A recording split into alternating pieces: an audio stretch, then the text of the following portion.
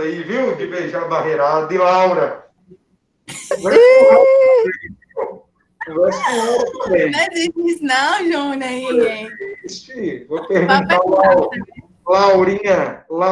Perguntar Laurinha. Cadê Pode Mel? perguntar. Cadê Mel que não tá aí enchendo o raio do saco aí até agora?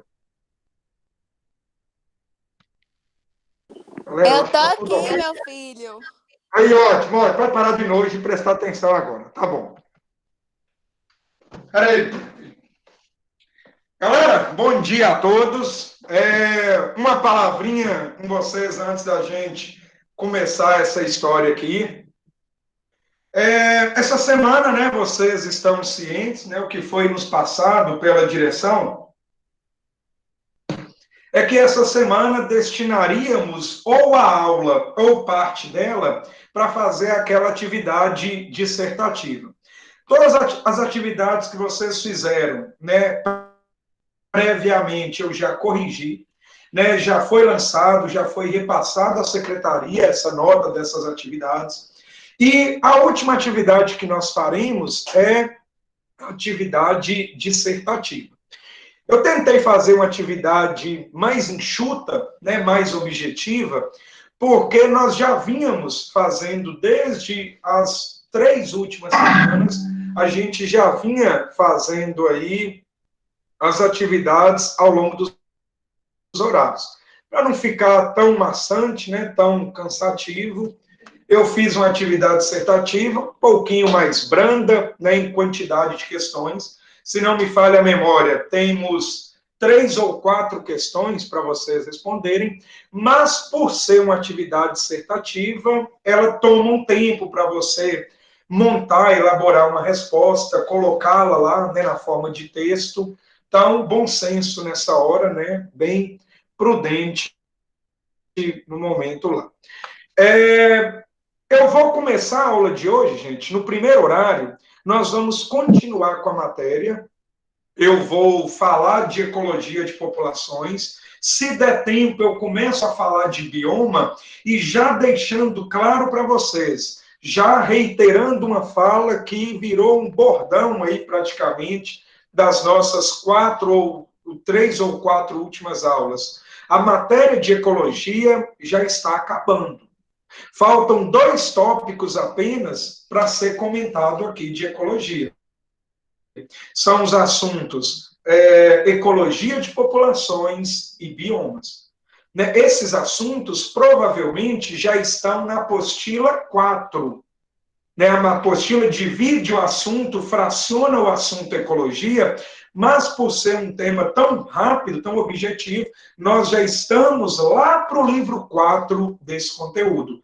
Por que é importante dar uma acelerada em ecologia? As próximas matérias nos tomarão muito tempo. As próximas matérias que eu trabalharei com vocês são matérias que demoram muito para ser comentado, são matérias enormes quanto à dimensão mesmo, tempo que a gente leva para abordar em sala isso aí.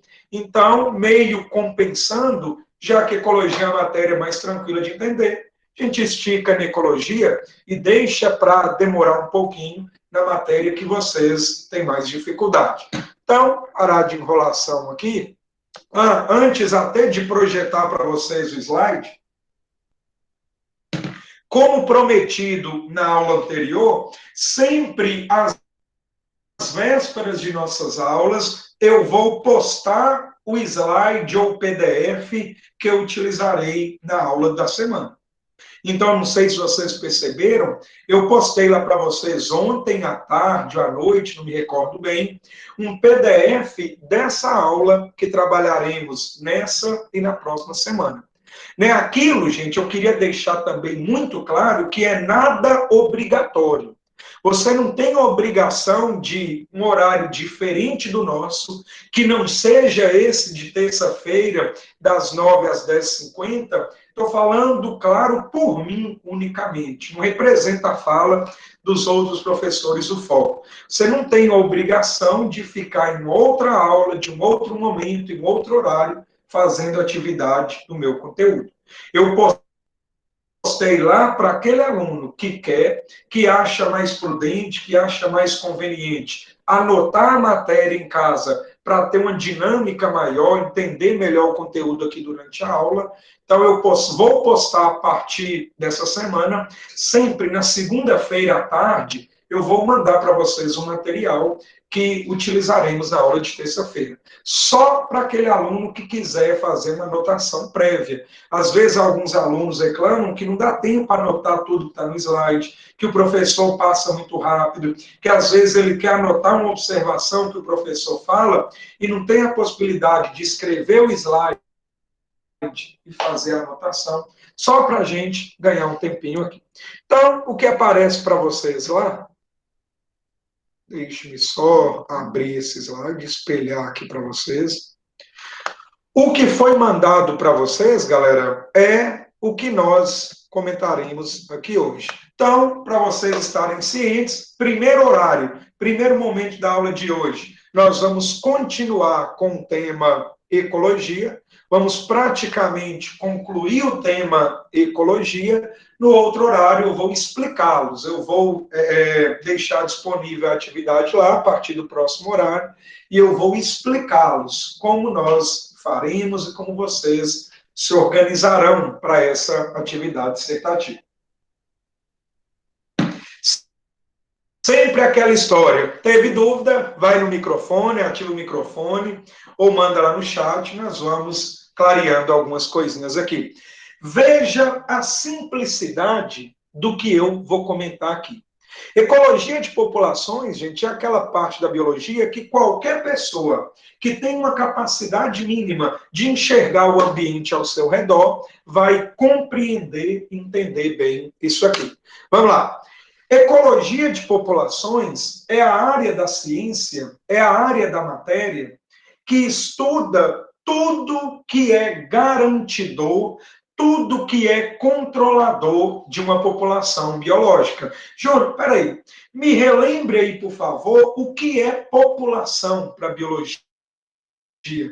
População, gente, é um grupo de indivíduos da mesma espécie que vive em um mesmo local. Se a gente estivesse lá na sala de aula do terceiro ano do foco, nós, nesse momento, estaríamos compondo uma população biológica. Todos nós somos da mesma espécie, a espécie humana, e por estarmos em um mesmo ambiente, que no exemplo dado é a sala de aula, nós estaríamos compondo, naquele momento, uma população biológica. Então, população, para a biologia, é toda vez que eu tenho em um mesmo ambiente vários indivíduos da mesma espécie. Para ser população, obrigatoriamente, os indivíduos devem pertencer a uma mesma espécie. Então, a ecologia de populações é a área da matéria que tenta entender os fatores que controlam a existência de uma população. E o primeiro ponto relevante dessa história toda é o conceito de densidade populacional. O que é densidade populacional? É uma regra, é uma formulazinha bem tranquila. Densidade populacional nada mais é que o número de indivíduos que existe em uma determinada região. É chamado de densidade populacional a quantidade de indivíduos que existe em uma região previamente delimitada. Por exemplo, se eu pegar 1 hectare da floresta amazônica e ali eu tenho, sei lá, por exemplo, 10 ou 100 bovinos pastando por aquela área de 1 hectare, eu tenho uma densidade populacional.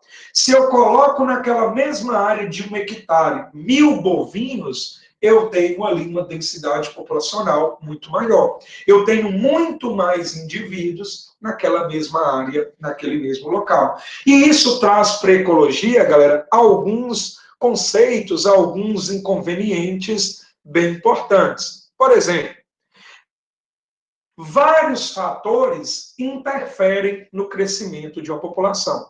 Veja o quanto é óbvio a minha fala. Primeiros fatores que vão interferir na quantidade de indivíduos em uma área é o número de indivíduos que nascem e o número de indivíduos que morrem. Taxa de natalidade nada mais é do que o aumento de indivíduos em um local acrescidos pelo processo reprodutivo. É óbvio que, do ponto de vista biológico, quando o indivíduo reproduz, aumenta a quantidade de indivíduos naquele local.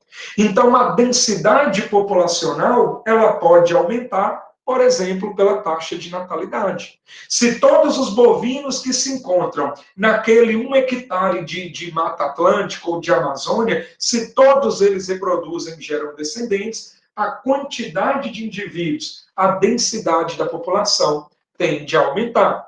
No outro extremo dessa história, eu tenho a taxa de mortalidade.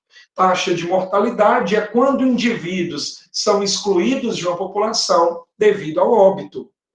Se, por exemplo, o mal da vaca louca afeta aquele local e das 100 vaquinhas que eu tinha lá, 50 morrem, a densidade da população vai diminuir. Então, vários fatores podem interferir na quantidade de seres vivos em um local, seja a natalidade, que é o aumento de indivíduos pela reprodução, seja a mortalidade, que é o outro extremo da história, é quando eu perco indivíduos devido ao óbito. Olha os outros dois fatores, imigração e emigração.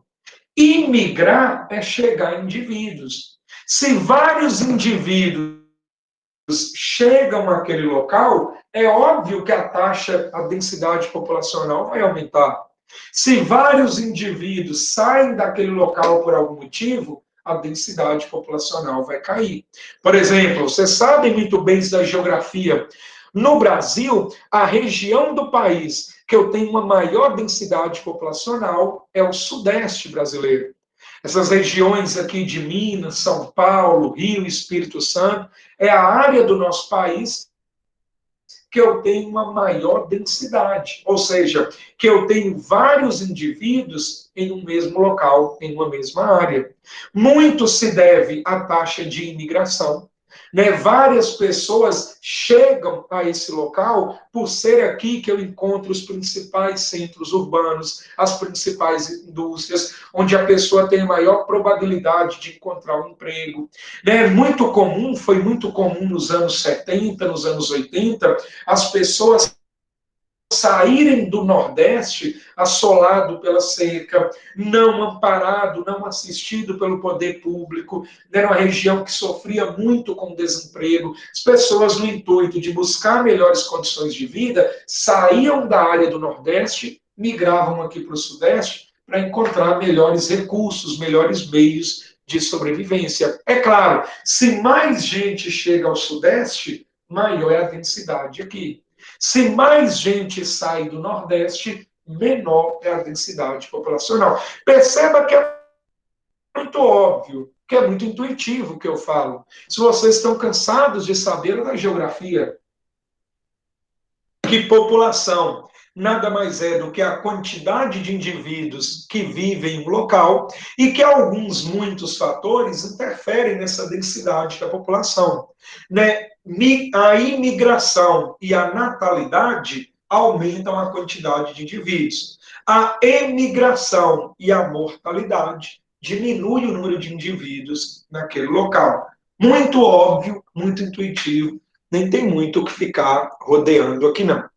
Agora, gente, para encerrar, já encerrando ecologia de populações, para você que vai prestar vestibular, para você que vai prestar a prova do Enem, entender esse gráfico aqui é crucial para você fazer uma boa prova. Como é a curva de crescimento populacional? Se você reparar aqui, olhei no vídeo, olhei no computador, durante a minha explicação vai aparecer algumas coisinhas. Preocupem em anotar isso não, porque depois eu vou deixar isso aí disponível para vocês e vocês anotem. Eu só queria que você olhasse para o gráfico aí. Eu só queria que você tentasse, durante a minha explicação, enxergar a minha fala na forma de um gráfico.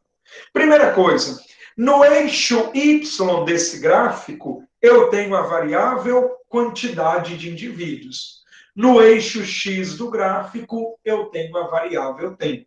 Preste bem atenção no que eu vou dizer para vocês, gente.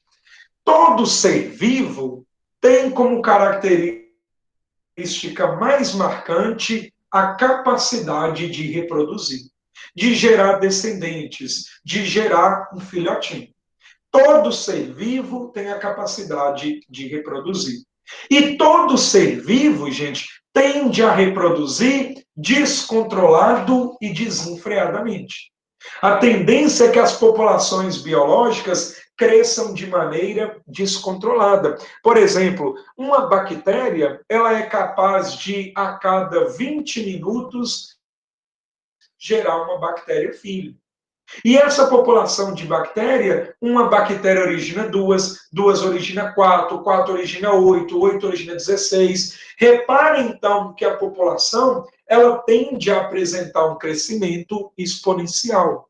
Nós, seres vivos, temos uma capacidade quase ilimitada de reprodução. Essa capacidade que uma população biológica tem de reproduzir descontrolado e desenfreadamente, eu chamo na biologia de potencial biótico. É o que aparece no gráfico por essa linha alaranjada. Então, a linha alaranjada representa o potencial biótico. Reparem que a curva de potencial biótico é uma curva exponencial. Ela nos representa a capacidade que nós, seres vivos, temos de reproduzir de maneira praticamente descontrolada, desenfreada. Então, toda a população biológica, gente, tende a crescer descontroladamente. No entanto, galera, o meio ambiente nos impõe uma série de obstáculos que vão bloquear mesmo que a população cresça de maneira descontrolada. O conjunto de fatores que impedem que a população cresça descontroladamente, eu chamo de resistência ambiental. Aí no gráfico, essa parte achurada, essa parte entre o alaranjado e o verde. A resistência do ambiente são todos aqueles fatores que impedem uma população de crescer de maneira descontrolada. Por exemplo, se eu imagino que nessa sala aqui tem uma população de bactérias. A população de bactérias começa a reproduzir, começa a multiplicar. A tendência é que essa população de bactéria cresça descontrolado e desenfreadamente. Só que você vai concordar comigo que vai chegar uma hora que não vai ter espaço para todas essas bactérias. Vai chegar uma hora que não vai ter comida para esse monte de bactérias aqui, que não vai ter oxigênio. Essas bactérias, então, vão começar a competir, vão começar a disputar por espaço, por oxigênio, por nutriente, por recursos na natureza. Ou seja, a competição entre elas vai fazer com que algumas bactérias morram de fome, morram esmagadas. Na medida que a população vai crescendo, vai empurrando a bactéria contra a parede aqui dessa sala e vai esmagando essa bactéria. Algumas morrerão asfixiadas, não terão acesso ao gás oxigênio.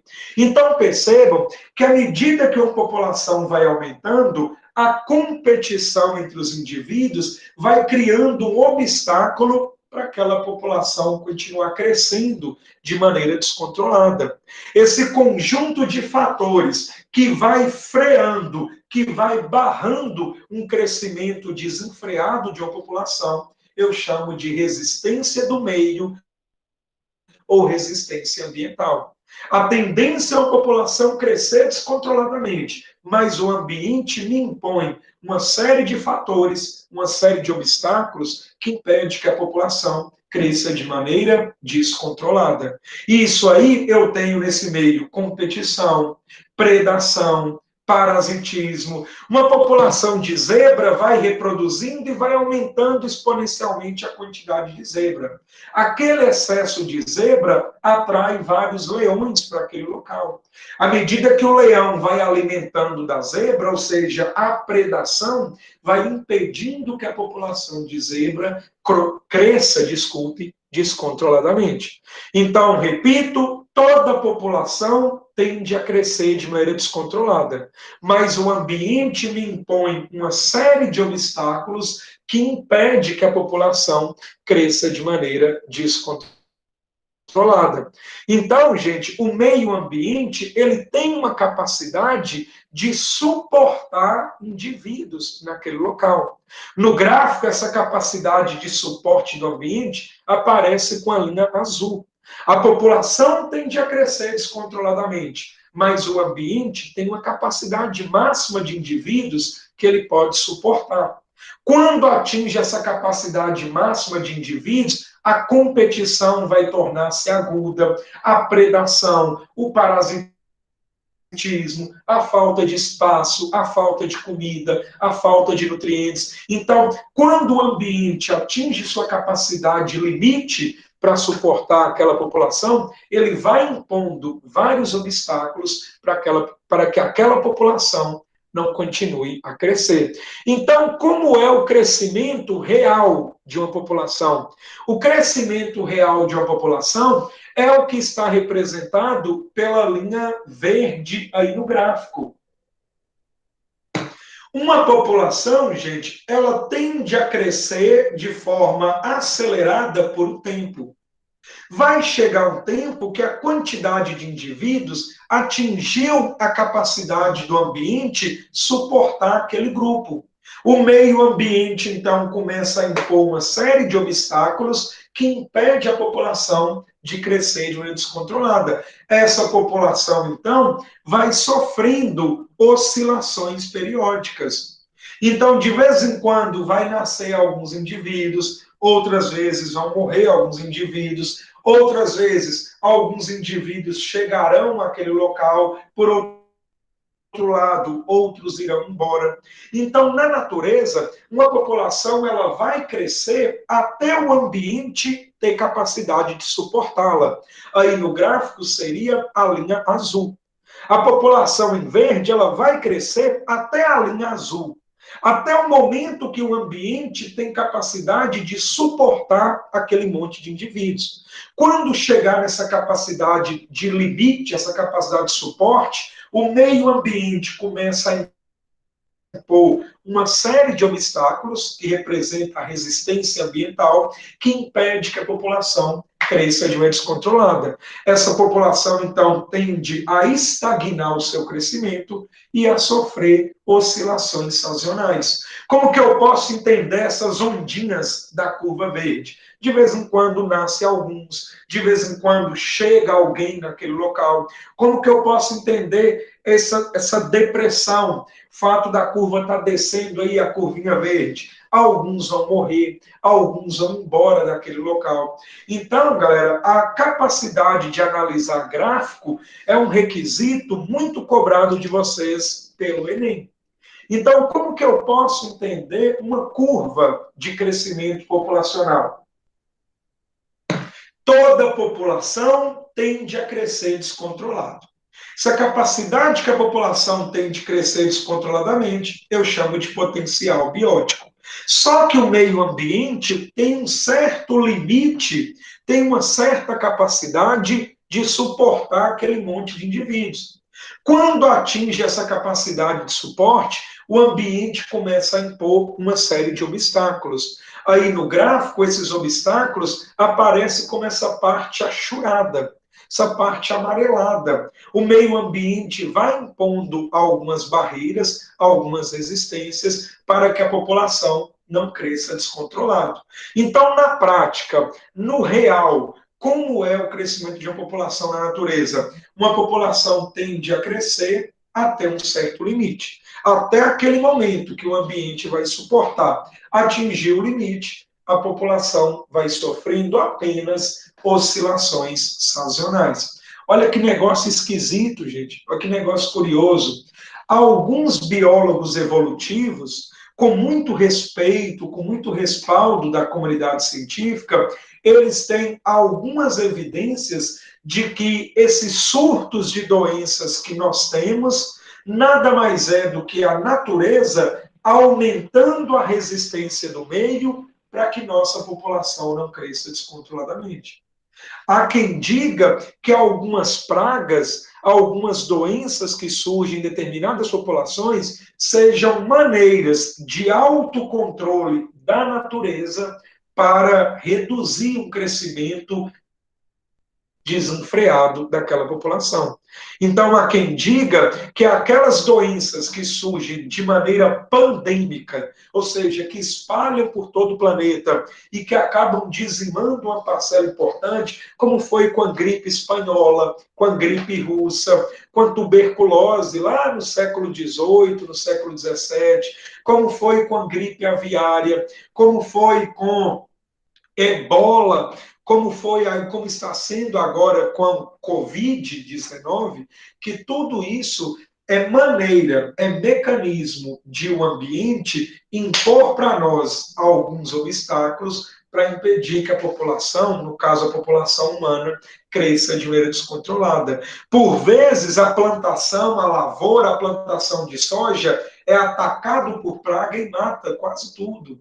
Lá na Amazônia, às vezes começa a surgir muito mato, surge uma praga e mata e elimina só o mato daquele local. Alguns biólogos evolutivos acreditam que essas pragas sazonais sejam maneiras do ambiente impor resistência ao nosso crescimento, ao crescimento desenfreado da população humana. Claro que isso ainda carece de maiores explicações, mas só para a gente começar a entender um pouquinho o mundo aí ao nosso redor. Deixe-me ver aqui. Ívia, Júnior, você também postou nas aulas passadas? Ô, Ívia, eu acho que não. Foi bom você ter comentado que se vocês quiserem, né, aqueles slides das aulas anteriores, de conceito de população, de relações ecológicas, eu posto. Depois, eu vou dar uma olhadinha aqui no Classroom, eu vou mandar lá então. Então, até daqui a pouquinho, quando eu liberar a atividade lá, que vocês estiverem fazendo, eu já posso adiantar e mandar isso aí, até para vocês organizarem melhor. É bom você ter me lembrado que eu acho que eu não tinha postado os slides anteriores. Ah, gente, outra coisa que os meninos do segundo ano me perguntaram, talvez seja dúvida de vocês, por que eu estou mandando o PDF ao invés do slide? É porque, a depender do sistema operacional do seu computador, pode desconfigurar a apresentação. Né? Alguns podem nem conseguir abrir aquela apresentação em PowerPoint. Por isso, eu mando em PDF exatamente para não mudar o formato da imagem, não mudar uma animação ou outra, e que vocês também, independente do sistema operacional que você use em seu computador, você consiga ter acesso a isso aí. Então, galera, o primeiro momento da aula de hoje era a gente entender isso aqui. Digo a vocês, a chance de vocês encontrarem esse gráfico aí em provas que cobram ecologia, como é o caso do Enem, por exemplo, é muito grande. Felizmente para nós, é um gráfico muito fácil de ser interpretado. Eu fiz questão de colocar a legenda na mesma cor de cada setinha aí. Cada curva do gráfico está representado na mesma cor da legenda aí lateralmente, para facilitar vocês entenderem. Porque quando eu estou na sala, é fácil lá no quadro eu apontar. E você entender o que eu estou mostrando. Aqui não tem como eu mostrar, apontar ali, então resolvi colocar na mesma cor aí do gráfico, resolvi colocar a legenda. Galerinha, e o próximo assunto nosso, né, o último assunto nosso é bioma. Eu vou só começar a falar desse assunto aqui hoje. Eu vou só comentar 2 ou 3 biomas para a gente ter um tempo considerável, o tempo é de sobra para fazer a atividade lá. Preste atenção no que eu vou dizer, gente. Bioma é um assunto que vocês estudam também em geografia. E é claro que o professor de geografia, ele é até mais capacitado para falar de bioma quando comparado ao professor de biologia. Mas tem alguns detalhes aqui na aula de bioma que somente o professor de biologia pode esclarecer para vocês. Então, eu vou focar a atenção da nossa aula na parte biológica do assunto, características de fauna, características de flora, por que naquele bioma os indivíduos têm aquela característica? Qual é o requisito que aquele ambiente impõe ao indivíduo para que ele apresente se ele quiser viver naquele local? Então, deixar de lero-lero e entender isso aqui. Primeira coisa, o que é um bioma para a biologia? Bioma, gente, é na prática um conjunto de ecossistemas. Cada bioma é caracterizado por sua fisionomia, por seu clima, por seu índice pluviométrico, por sua fauna, por sua flora. Então, é considerado um bioma um conjunto de ecossistemas com características bem marcantes. Por exemplo, todo mundo que chegar a um deserto sabe que o deserto tem um conjunto de características que lhe é peculiar. Todo mundo que olhar a imagem de um deserto sabe que aquilo refere-se a um deserto. Ele tem um conjunto de características climáticas, pluviométricas, faunísticas, no que diz respeito à sua vegetação, que o bem caracteriza. Então, o conjunto daquelas características é que vai configurar o deserto sendo um bioma bem conhecido por qualquer um. É claro que o deserto é um exemplo de bioma, mas não é o único. Nós vamos dar uma viajada aqui agora, nós vamos dar uma passeada pela natureza para entender os principais biomas que tem no mundo. Hoje eu vou falar só de 2 ou 3 e a gente termina essa história com mais tempo na próxima aula.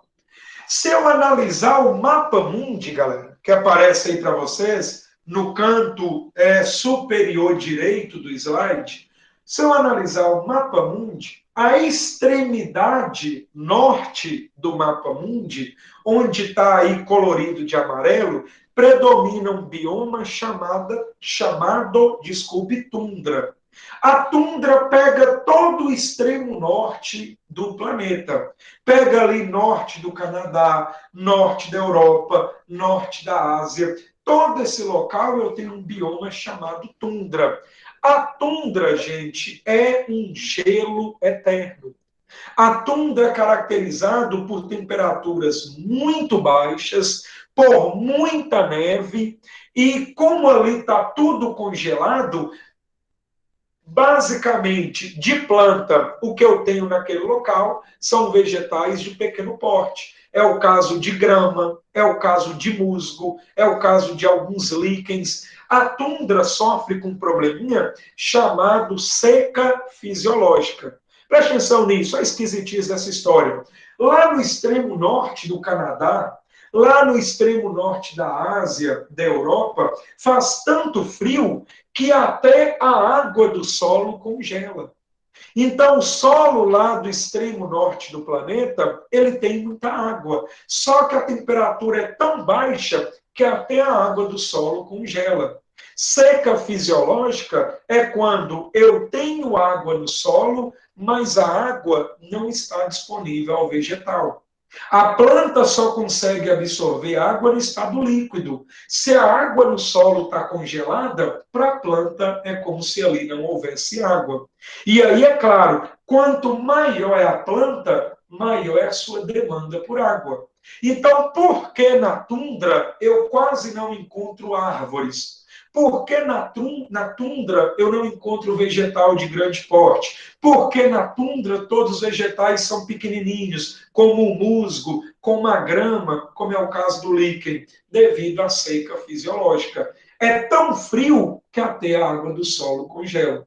E aí uma planta de grande porte demandaria muito mais água. Essa água congelada não é acessível ao vegetal. De fauna, de grupos animais, basicamente o que eu encontro ali é a rina. Rina é um animal herbívoro que vai alimentar-se dessa grama, que vai alimentar desse musgo, que consegue crescer mesmo nessa seca fisiológica. Como a planta é pequenininha, tem uma menor demanda por água, consegue crescer naquele local. É lá que vivem as renas do Papai Noel, é lá que o Papai Noel vai preparar-se às vésperas do Natal para levar um presentinho para cada nenenzinho que assiste a essa aula aí. Se eu descer um pouco para o mapa mundi, galera, um pouco abaixo da tundra, eu tenho a taiga. A taiga, ela pega ali praticamente boa parte do hemisfério norte. Ela é caracterizada também por um inverno bem rigoroso, também faz muito frio, mas ali eu já não tenho de maneira tão intensa essa seca fisiológica. Né? A água que está na superfície acaba congelando, mas a água do solo, né, já não sofre tanto com essa tal seca fisiológica. Nessa taiga, gente, predomina as gimnospermas. As gimnospermas são também chamadas de coníferas pelo formato triangular, pelo formato de cone que ela tem. Então, a vegetação na taiga, a taiga, gente, pega ali, ó, praticamente todo o Canadá, pega ali a parte norte da Europa, pega ali uma parte muito importante da Rússia, uma parte importante do norte asiático. Então, essa parte colorida lá no mapa mundi mostra para vocês onde que eu encontro essa taiga. Ali predomina de vegetação as coníferas, as gimnospermas, né, que são os pinheiros, as araucárias, as sequoias. E o curioso é que essa planta, ela tem um formato, a folha dela tem um formato de agulha. Aciculado é formato de agulha. Se eu analisar a folha de um pinheiro, a folha de um pinheiro é bem fininha. E essa folha é bem fininha, gente, para diminuir a área congelável. Se a folha fosse muito larga, muito grande, ela teria muita água em seu interior e boa parte dessa água congelaria.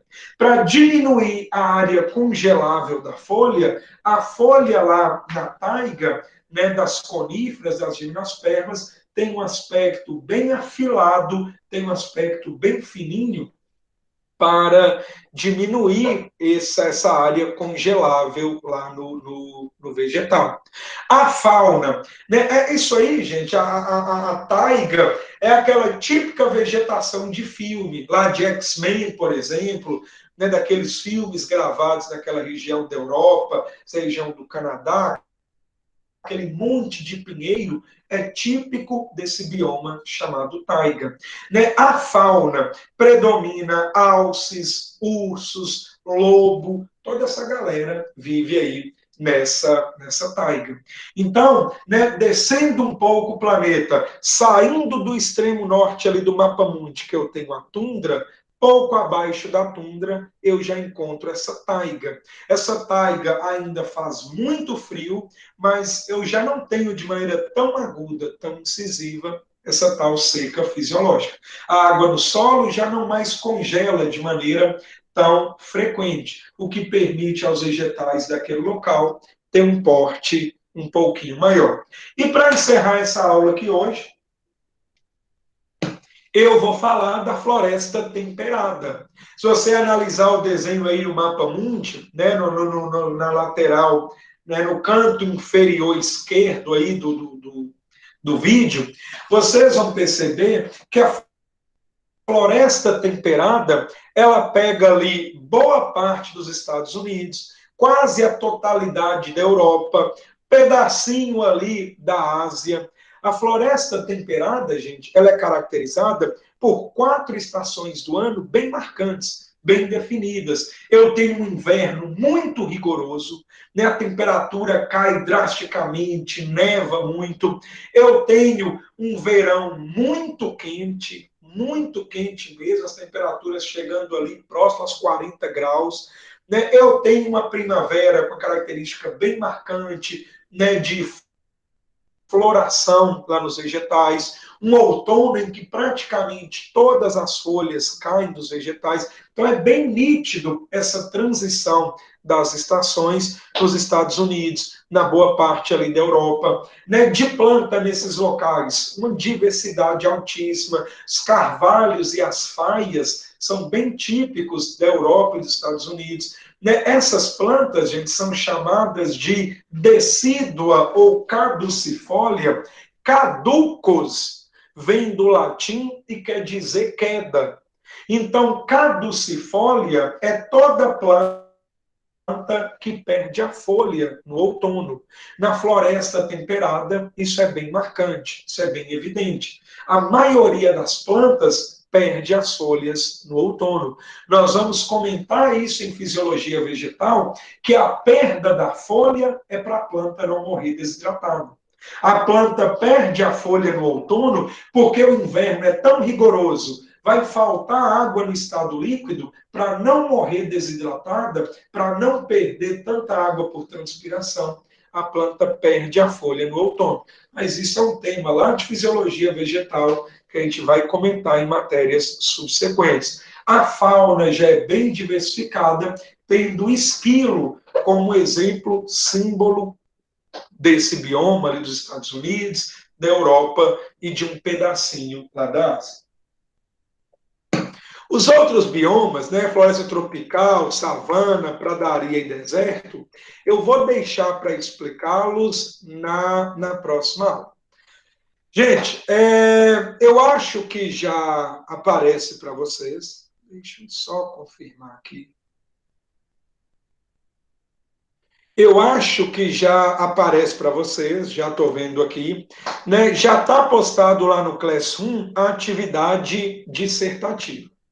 Né? Como eu disse, essa atividade, eu coloquei 3 ou 4 questões, né? Já que eu já sei que leva um pouquinho mais de tempo para pensar na resposta, para redigi-la, para digitar isso tudo.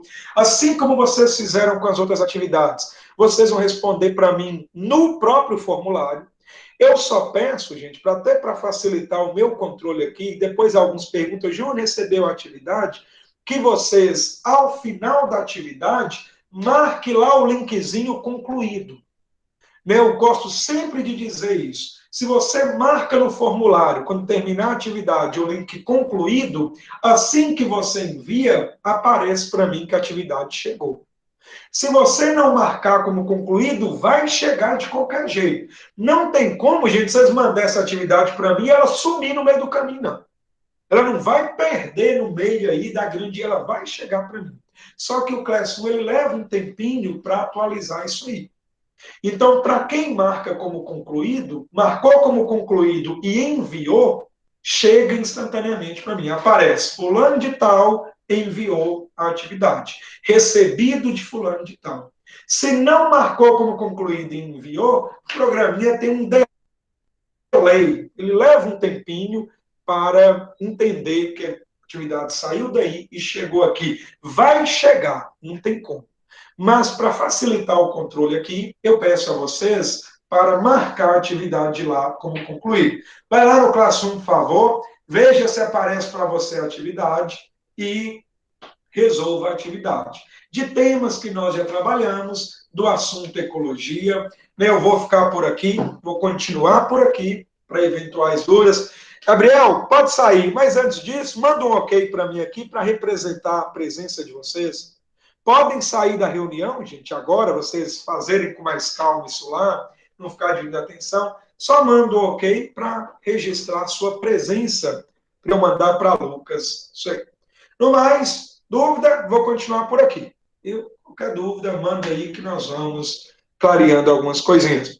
Beijo, boa atividade. Até semana que vem, se Deus quiser. Valeu, meu povo.